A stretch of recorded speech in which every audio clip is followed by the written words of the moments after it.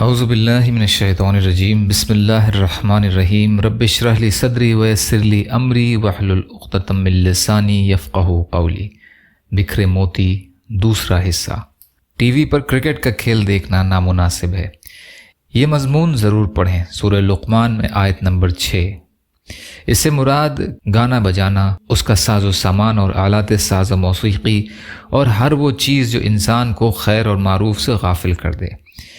اس میں قصے، کہانیاں، افسانے، ڈرامے، ناول اور جنسی اور سنسنی خیز لٹریچر، رسالے اور بے حیائی کے پرچارک اخبارات سب ہی آ جاتے ہیں، اور جدید ترین ایجادات ریڈیو، ٹی وی، وی سی آر، ویڈیو فلمیں، موبائل، کمپیوٹر، انٹرنیٹ وغیرہ بھی ہیں۔ عہد رسالت میں کچھ لوگوں نے گانے بجانے والی لونڈیاں بھی اسی مقصد کے لیے خریدی تھیں کہ وہ لوگوں کا دل گانے سنا کر بہلاتی رہیں تاکہ قرآن اور اسلام سے وہ دور رہیں۔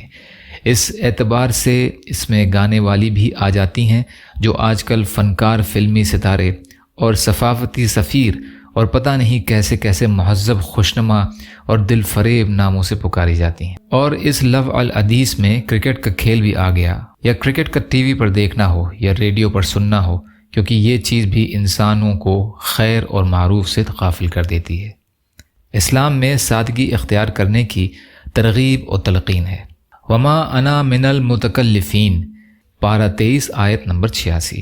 اس آیت سے عام معاملات زندگی میں بھی تکلف اور تسنہ سے اجتناب کا حکم معلوم ہوتا ہے، جیسے نبی صلی اللہ علیہ وسلم نے فرمایا کہ ہمیں تکلف سے منع کیا گیا ہے۔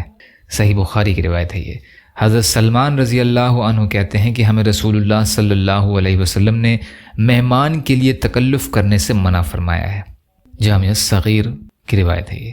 اس سے معلوم ہوا کہ لباس، خوراک، رہائش اور دوسرے معاملات میں تکلفات جو آج کل معیار زندگی بلند کرنے کے عنوان سے اصحاب حیثیت کا شعار اور وتیرہ بن چکا ہے، اسلامی تعلیمات کے خلاف ہے۔ اسلام میں سادگی اور بے تکلفی اختیار کرنے کی ترغیب اور تلقین ہے۔ اولاد میں بھی برابری کرنی چاہیے۔ حضرت نعمان بن بشیر رضی اللہ عنہ کہتے ہیں کہ میرے باپ نے مجھے تحفہ دیا تو میرے والدہ نے کہا، اس تحفے پر آپ جب تک اللہ تعالیٰ کے رسول کو گواہ نہیں بنائیں گے میں راضی نہیں ہوں گی۔ چنانچہ میرے والد نبی کریم صلی اللہ علیہ وسلم کی خدمت میں آئے تو آپ صلی اللہ علیہ وسلم نے پوچھا، کیا تم نے اپنی ساری اولاد کو اسی طرح کا تحفہ دیا ہے؟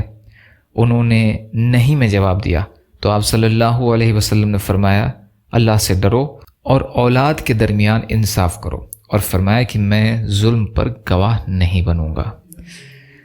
صحیح بخاری اور صحیح مسلم کی روایت ہے یہ۔ روزانہ سورج اللہ تعالیٰ کو سجدہ کرتا ہے۔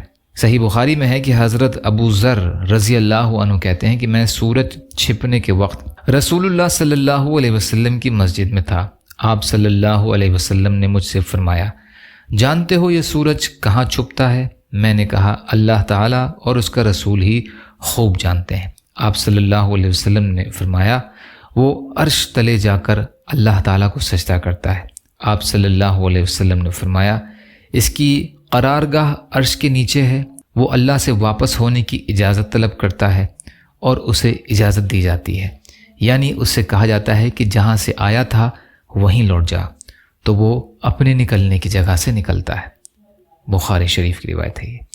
یا اللہ ہم سب کو کہنے سننے سے زیادہ عمل کی توفیق عطا فرما۔ یا اللہ مظلوم فلسطینیوں کی، کشمیریوں کی، روہنگیا مسلمانوں کی اور مسلمان جہاں بھی پریشان حال ہیں، ظالموں کے ظلم کا شکار ہیں، آپ ان کی بھرپور مدد فرمائیے۔ ہم سب کو اپنی استطاعت کے بقدر اپنا حق ادا کرنے والا بنائیے۔ یا اللہ آپ قادر مطلق ہیں، ہر چیز پر قادر ہیں، آپ کے لیے ہر چیز کرنا آسان ہے، ہمارے لیے بھی آسانیاں پیدا فرمائیے۔ صبر کرنے والا، شکر کرنے والا اور اچھی طرح عبادت کرنے والا بنائیے۔ یا اللہ آپ نے ہمارا ظاہر بھی اچھا بنایا ہے، ہمارے باطن کو بھی اچھا بنا دیجیے۔ تمام بیماریوں سے ہمیں شفا کلی اور شفا حسنہ عطا فرمائیے۔ یا اللہ ہمارا خاتمہ کلمہ طیبہ اور کلمہ توحید پر عطا فرمائیے۔